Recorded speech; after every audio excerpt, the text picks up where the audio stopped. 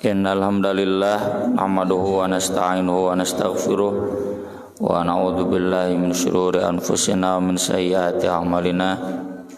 Man yahdihillahu fala mudhillalah wa man yudlil fala hadiyalah. Asyhadu an la ilaha illallah wahdahu la syarikalah wa asyhadu anna Muhammadan abduhu wa rasuluhu alladzi la nabiyya wa la rasula ba'dah. Sallallahu wasallam alaihi wa ala alihi wa sahbihi wa man tabi'ahum bi ihsan, amma ba'd. Surat Ali Imran ayat 64. A'udzu billahi minasy syaithanir rajim.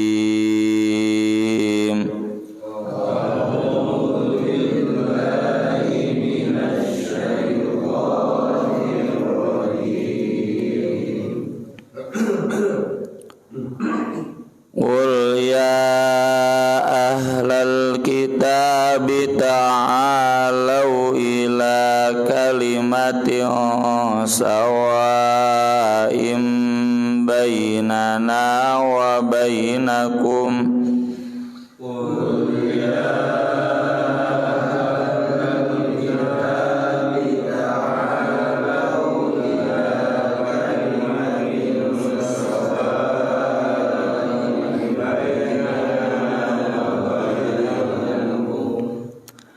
Alla na'budu illallah wa la nusyrika bihi syai'a.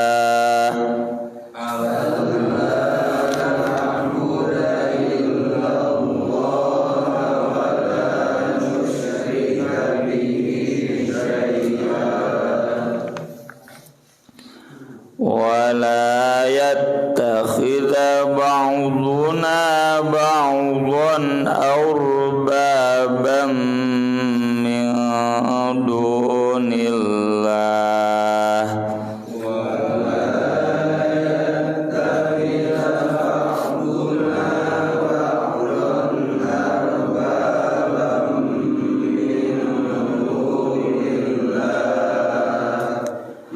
Fa tawallaw faqulu ashhadu bi anna muslimun.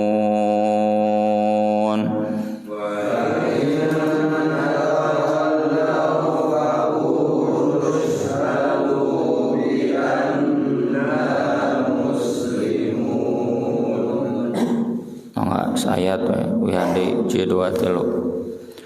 Qul ya ahlal kitab ta'alau ila kalimatin sawa'im bainana wa bainakum alla na'budu illallah wa la nusyrika bihi syai'a wa la yattakhidha ba'duna ba'dan arbaban min dunillah. Fa in tawallaw faqulu ashhadu bi anna muslimun. Qul, katakanlah, ya ahlal kitab, wahai ahli kitab, kaum Yahudi dan Kristen, ta'alau, marilah, ila kalimatin sawa, menuju satu kalimat, satu ajaran, sawain, yang sama, bainana wa bainakum, di antara kita, di antara kami dan di antara kalian. Alla na'budu illallah, kita tidak beribadah illallah kecuali kepada Allah, wala nusyrika bihi syai'a dan kita tidak menyekutukan dengannya syai'an sesuatu apapun, tidak menyerikatkan, tidak menduakan Allah dengan yang lainnya, wala yattakhidha dan tidak menjadikan ba'duna sebagian kita ba'don pada sebagiannya lagi arbaban sebagai tuhan-tuhan, jama dari Rob, min dunillah selain Allah. Fa in tawallau maka jika mereka berpaling, faqulu katakanlah, ishhadu saksikanlah oleh kalian, bi anna sungguh kami muslimun orang-orang yang berserah diri kepada Allah.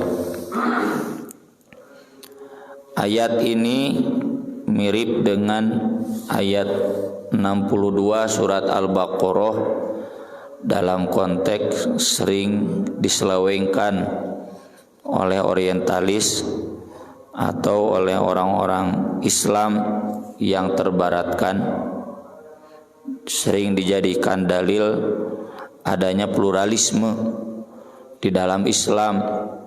Pluralisme itu bukan sebatas mengakui ada agama lain di luar Islam.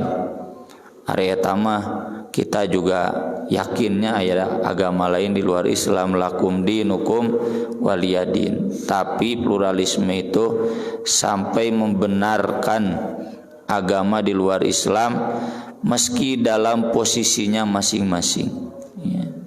Islam benar dalam kadar Islamnya, Kristen benar dalam kadar Kristennya, Yahudi benar dalam kadar Yahudinya, begitu. Karena baik agama-agama Islam ataupun Yahudi ataupun Kristen ini ada kalimah sawa. Kalimah sawa ini diterjemahkannya juga lain-lain. Ada titik perjumpaan multikulturalnya, ada bukunya si Zakiyuddin Baydawi. Ting di Muhammadiyah kene ting teu jigana geus henteu. Kemudian ada juga yang menyebutnya transcendent unity of religion, ya, kesatuan transenden. Transenden itu nilai-nilai ketuhanan dari semua agama, ya. Ini teori dari Rene Guénon, ya. Jadi hakikatnya kata Chuck Nur kemudian mengutip, agama-agama ini ibarat jari-jari di roda, meskipun beda-beda cabangnya tapi menuju satu titik yang sama. Taeta teh cenah kalimah sawa. Jadi antara kita dan agama lain itu ada titik persamaan. Kalau ada titik persamaan berarti agama kita dan agama lain itu berarti sama, gitu kesimpulannya. Dan untuk konteks Indonesia pernah ada buku fikih lintas agama, tapi alhamdulillah ya buku fikih itu tidak laku keras. Kalau sekarang zamannya YouTube, jigana subscriberna moal loba gitu. Ada tapi tidak banyak. Dulu belum zamannya YouTube, belum zamannya IG, ya. Apalagi sekarang di dunia maya geus dihantem ku ITJ, ya, ITJ itu Indonesia Tanpa Cil. Mereka anak-anak muda yang bukan jurusan studi Islam tapi jurusan umum, bahkan tidak kuliah, ngan palalinter main di medsos, ya. Jadi perang mereka adalah perang medsos. Ketika orang-orang jil perang di medsos, nah ini juga perang. Dan kenapa orang jil hari ini jarang, nyaris tidak ada? Ya karena suplai dananya sudah tidak ada lagi ya. Dulu lembaga-lembaga donor barat ya, mau Fulbright mau banyak lah ngirim dana ke yayasan-yayasan, organisasi LSM untuk menggerakkan liberalisme itu karena berkepentingan negara Indonesia harus liberal. Tapi ternyata dana-dana yang mereka berikan itu malah berbalik, gerakan yang membenci. Jadi gerakan yang membencinya lebih banyak daripada gerakan yang simpati ya. Karena mau tidak mau umat Islam masih dikuasai oleh mimbar Jumat dan mimbar pengajian ya. Sok aya dina YouTube oge bisa dihitung lah ya, orang-orang liberal aya nu nontonna, aya subscriberna tapi moal loba sebanyak contoh Ustaz Abdul Somad ya, Ustaz Adi Hidayat ya. Dina website naon Rumah Iso minimalna NU online ya, Republika Persis Ora ID kesekian lah. Pemuataba Institut mah menyerah ya, karena di dunia politiknya juga sudah habis. Anasrul Baningrum ditewak ya sudah, itu atasannya kan ya, habis lah. Di dunia pemikiran juga sama ya, sudah nggak laku ide-ide liberalisme itu. Tapi mereka sekarang mainnya di dunia akademik. Di dunia akademik itu, di dunia metodologi studi Islam, metodologi penelitian mereka masih kuat. Karena memang isu ini isu elitis ya. Elitis itu kalangan punten orang-orang yang berpendidikan tinggi. Aikeur urang-urang lah lieur teuing di pikiran, pokona mah aing salat gitulah. Orang zakat gitu, ya wajib gitu selesai. Hanya untuk orang-orang elitis.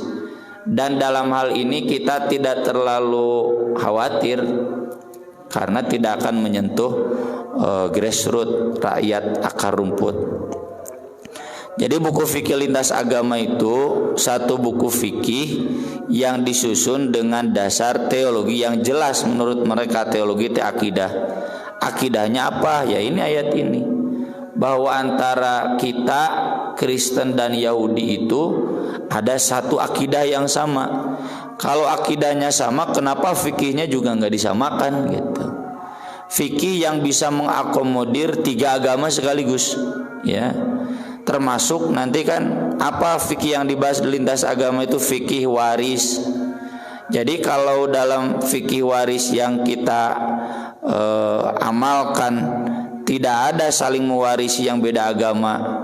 Bapana contoh Felix Xiao, bapana Kristen kan, masih mudah-mudahan we asup Islam. Soalnya Bung Harbisan bapana. Ya. Siga Abu Tholib lahnya bapana teh Felix Xiao dakwah teh dimodalan ku bapana gitu. Geus tinggal syahadat teh bapana teh. Ya. Bapaknya misalkan Kristen, Felix Xiao-nya sudah Islam, tuh Felix Xiao nggak boleh menerima waris dari bapaknya yang Kristen, atau sebaliknya bapaknya sudah masuk Islam, anaknya masih Kristen. Nah itu fikih yang begitu harus dikoreksi karena hakikatnya agama-agama khususnya tiga agama Ibrahimi, istilahnya Abrahamic faith. Dan ini nanti kaitannya dengan ayat berikutnya tentang Abrahamic faith. Faith itu keyakinan, keimanan. Abrahamic itu Ibrahim. Jadi Abrahamic faith itu yang sering disebut agama samawi dalam ilmu studi perbandingan agama, Islam, Yahudi, Kristen, ya, atau bahasa mereka Yahudi, Kristen, Islam. Jadi kalau fikih waris itu tidak boleh ke Yahudi, ke Kristen, maka dengan ayat ini katanya karena ada kalimah sawa berarti harus bisa satu sama akidahnya, termasuk fikih menikah. Ya itu dulu kan praktiknya itu si Deddy Corbuzier dengan si Kalina keur pamajikan nu kahiji keneh, keur Deddy Corbuzierna Kristen keneh. Ya itu dinikahkannya kan oleh geng Cak Nur, ya. Dan dicatatnya tidak di Indonesia, dicatatnya di luar negeri. Dan mual bisa di Indonesia, terkendala undang-undang perkawinan tahun 74 tidak boleh beda agama. Dan banyak lagi lah ya. Itu dijadikan dalil bahwa bisa nikah lintas agama, kemudian waris, kemudian nanti ritual-ritual keagamaan menyebarlah. Nya nu rada leuheungna nya nu ceuk wapres selamat Natal gitu. Nah itu turunannya ya. Dan tentu kita sangat tidak setuju. Penafsiran mereka terkait hal tersebut jelas sangat keliru alias sesat. Karena ibarat mimpi punuk merindukan bulan, mustahil. Di ayat ini jelas disebutkan apa kalimah sawa itu, bainana wa bainakum. Yang pertama, alla na'buda illallah, ibadah hanya kepada Allah, tauhid. Apakah Yahudi dan Kristen masih bertauhid? Mereka tidak bertauhid, tapi monoteisme. Nah, monoteisme itu naon? Keyakinan Tuhan satu. Tidak banyak seperti di Hindu, di Buddha, di Yunani, dewa itu kan perang. Ya, Clash of Titans itu kan perang anak-anak dewa, dewa nalo bating. Ya. Kristen meyakini Tuhan itu Allah. Yahudi juga meyakini Tuhan itu Allah, atau bahasa mereka Yahweh, Yehovah. Ya, karena ditulisnya Yahweh. Ya. Nah, di dalam kitab mereka juga masih ada. Saya tulis di buku saya yang Islam liberal. Ya, mana buku Nadir Gisur? Di sana ditulis, katakanlah, hai Israel, Tuhan kita satu, Allah. Itu namanya Shema. Shema itu bahasa kitanya syahadat. Dan itu wajib dibacakan bagi orang yang berikrar sebagai Yahudi atau sebagai Kristen. Nah, nanti kalau kita dialog, saya pernah dialog dengan pendeta Kristen ya, Herlianto, S2 di Boston, S2 anak Kristologi, via email. Jadi beliau menjelaskan yang dimaksud katakanlah Tuhan kita satu itu masih ada dalam Bible.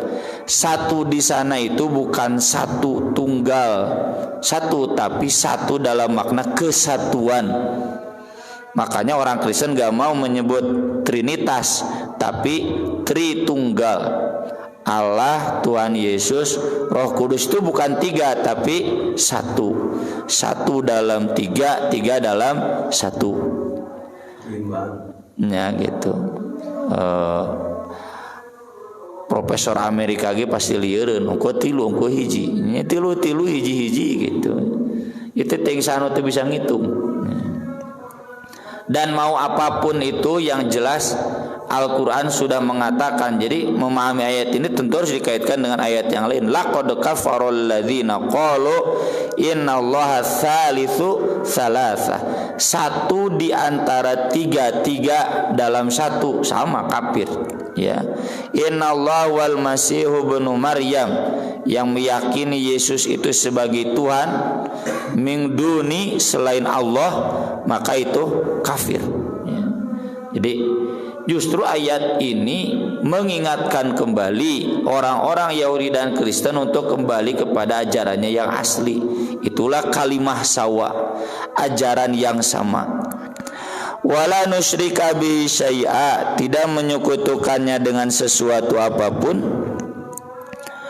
Dan dalam hal ini sama ya, di Kristen, di Yahudi itu anti musyrik, anti berhala, tapi berhalanya selain berhala Yesus.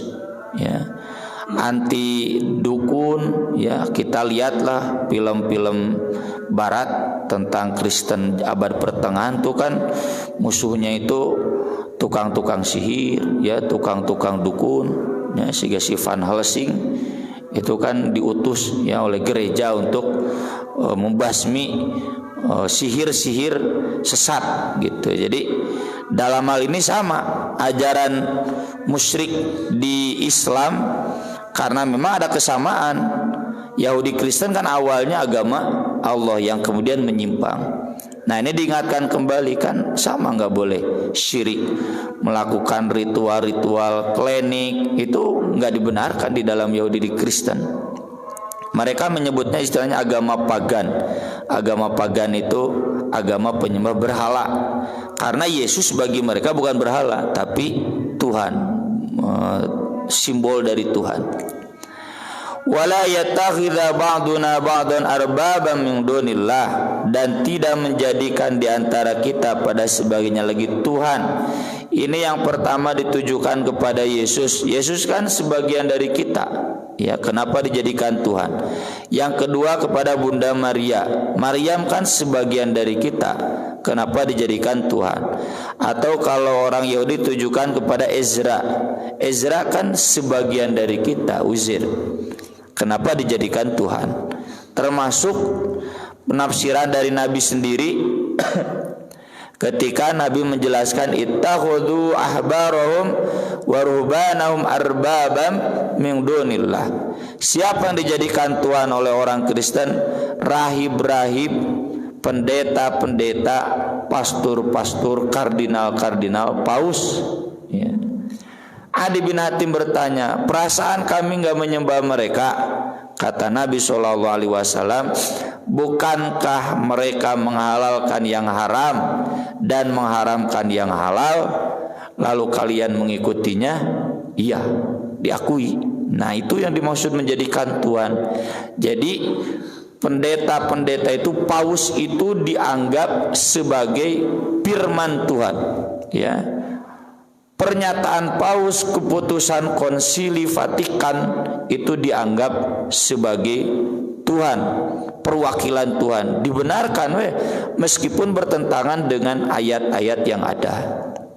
Contoh misalkan legalitas jilbab, ya, ada di Kristen tapi sekarang sudah nggak ada. Makanya pernah saya tulis ya di Buletin At-Taubah, jilbab dalam ajaran Kristen.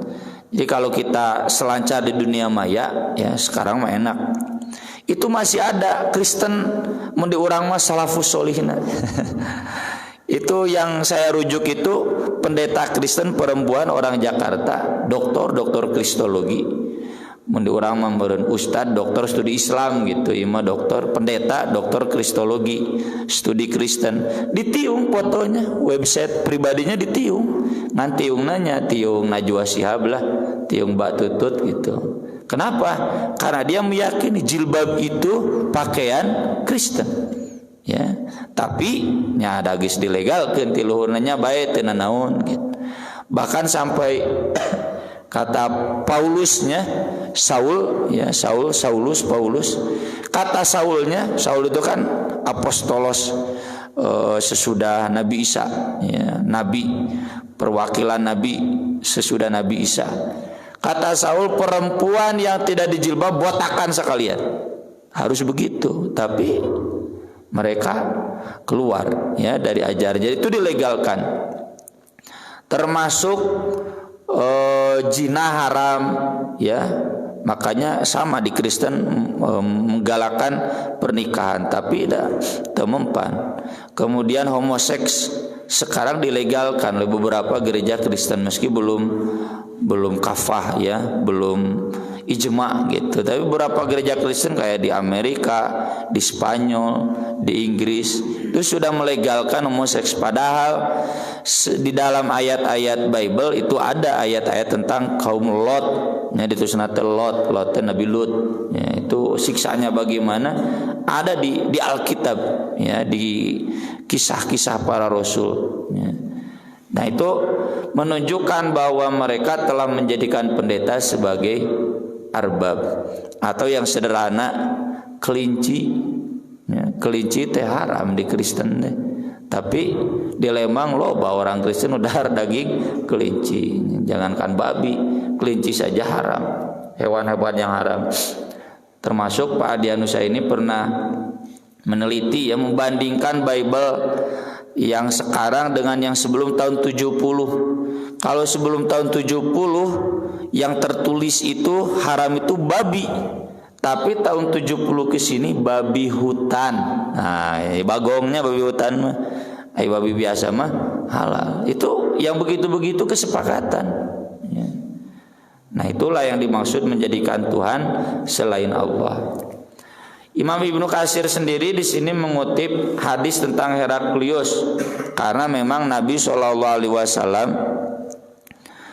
menjadikan ayat ini sebagai dasar dakwah kepada penguasa-penguasa Kristen, dan penguasa Kristen terbesar saat itu adalah Heraklius, Kaisar Romawi Timur. Kita kalau berbicara Romawi, saya sering bahas bukan Romawi Barat, bukan Romawi Italia sekarang, tapi Romawi Timur. Romawi Barat itu zaman sebelum Romawi Timur, ya, zaman Kolosium, filmnya teh, ya, si Russell Crowe teh, Gladiator. Nah, zaman eta Romawi Barat mah. Tapi kemudian hancur, ya, kalau oleh Persia bergeser tuh ke Romawi Timur. Ke Romawi Timur teh Konstantinopel, Turki, ya. Romawi Timur itu lebih maju karena dekat dengan peradaban Islam. Kalau Romawi Barat sedang mengalami the Dark Age, abad ke-8, sedang bermusuhan dengan ilmu pengetahuan. Makanya sering saya singgung, ya, dulu di majalah, di koran abadi, di majalah naon Buya Hamka teh, Panjimas, itu masih ada fotonya, saya lihat di perpustakaan. Jadi film Islami itu film Robin Hood yang ini si Kevin Costner, ya, si Robin Hood yang itu pemainnya. Dia belajar strategi perang ke siapa? Ke si Morgan Freeman, kan, orang Turki diceritakan. Karena Turki itu lebih maju peradabannya daripada Barat. Jadi dia nggak tahu senjata manjaniknya, katepel, tidak tahu bagaimana senjata yang bisa membakar, manah, pedang, baju besi, diajarnya tuh ke orang Turki, ya, ku si Morgan Freeman. Dan memang di novelnya seperti itu. Itu kan novel itu jujur, ya, menggambarkan peradaban, bahwa memang peradaban Barat saat itu terbelakang jauh daripada peradaban di Timur. Nah, itu Romawi Timur itu. Kerajaan yang terbesar saat itu, Romawi Timur, dikirim surat oleh Nabi SAW, dan isi suratnya ini ayat ini. Lalu Heraklius kemudian memerintahkan ketika ada di Ilia itu Al-Quds, sekarang Yerusalem, kumpulkan semua orang Arab yang ada di Al-Quds, bawa ke istana, kumpulkanlah semua. Lalu Heraklius tanya, siapa di antara kalian yang nasabnya lebih dekat kepada orang yang mengaku nabi? Wanu ngaracung Abu Sufyan, ya, yang kemudian ngacung, ngacung, saya yang paling dekat, saya orang Quraisy, tetangga. Lalu kata Heraklius, saya akan nanya kamu harus jawab jujur. Yang lainnya kalau dia jawab bohong, sebutkan bohong, saya akan penggal kepalanya. Sieun atuh Abu Sufyan. Dan orang Arab itu punya karakter jujur, polos. Jadi najan musuh, jujur itu wajib, ya. Maka nanyalah Heraklius, ya, beberapa hal. Pertama, bagaimana nasabnya di tengah-tengah kalian? Disebutkan dia punya nasab yang tinggi, Quraisy, ya, nasab pimpinan. Kemudian apakah sebelumnya pernah ada yang mengajarkan seperti yang diajarkan? Enggak ada, ya. Kemudian apakah dia pernah belajar dari orang lain? Enggak pernah, dijawab jujur. Kemudian ditanya, apakah pengikutnya orang-orang ningrat, para pejabat atau rakyat jelata? Rakyat jelata. Kemudian apakah bertambah pengikutnya, berkurang? Bertambah. Terus ditanya lagi, apakah kalian pernah menemukan dia berdusta? Enggak. Nah, lalu kemudian dijawab, apakah kalian memerangi dia? Ya. Dijawab oleh Heraklius, semua nabi itu pasti lahir dari nasab kaumnya, nasab terbaik di kaumnya. Yang kedua, semua nabi itu ajarannya baru, gak mungkin menjiplak sebelumnya dan gak mungkin belajar kepada orang sebelumnya. Semua para nabi itu pengikutnya rakyat jelata, gak ada orang-orang terpandang kecuali sedikit. Semua umat para nabi itu pasti bertambah, tidak mungkin berkurang. Nah, bikin kayaknya mau kurangan, Kristen ngurangan, ya. Islam gak akan berkurang, terus bertambah. Kemudian semua nabi itu gak mungkin pernah diketahui oleh umatnya berbohong. Nah, ini kan menunjukkan berarti ada kalimah sawa antara Islam dengan Kristen. Kata Heraklius, kalau dia ada di sini saya akan cuci kakinya. Cuci kaki itu kan simbol di Kristen penghormatan. Mata keningnya paus di hari Paskah itu neangan pakir miskin dikumbah sukuna ku paus, itu penghormatan dalam agama Kristen seperti itu. Meski kemudian Heraklius tidak jadi masuk Islam. Kenapa? Karena ditolak oleh pejabat-pejabatnya dan dia nggak mau kehilangan kekuasaannya. Oleh karena itu dia tetap mati dalam keadaan kafir. Beda jeung Raja Habasyah. Kalau Raja Habasyah Najasyi, dia masuk Islam dan disolatkan ketika wafatnya, disolatkan solat gaib. Nah, ini sekali lagi ya menunjukkan bahwa agama kita itu agama wahyu, sama dengan agama-agama sebelumnya, tapi bukan berarti menjiplak. Disebutkan dalam Al-Qur'an itu musaddiqan dan muhaiminan. Musaddiqan itu menguatkan, tapi muhaiminan itu mengoreksi, mengkritik, dan bahkan menyempurnakan. Ya, maka dari itu kalau ada orang Kristen, orang Yahudi yang aneh dengan agama Islam, itu kabina-bina. Seharusnya mereka tahu dalam ajaran kitab mereka akan datang Nabi terakhir yang menyempurnakan agama, dan itulah adalah agama yang kita peluk sehari ini. Mereka menjadi pendukungnya yang paling utama, tapi kenyataannya mereka malah kafir. Mata pas lamun diancam innalladzina kafaru min ahlil kitab wal musyrikin fi nari jahannam khalidina fiha, akan kekal selama-lamanya di neraka karena mereka tidak mau menerima kenyataan ini.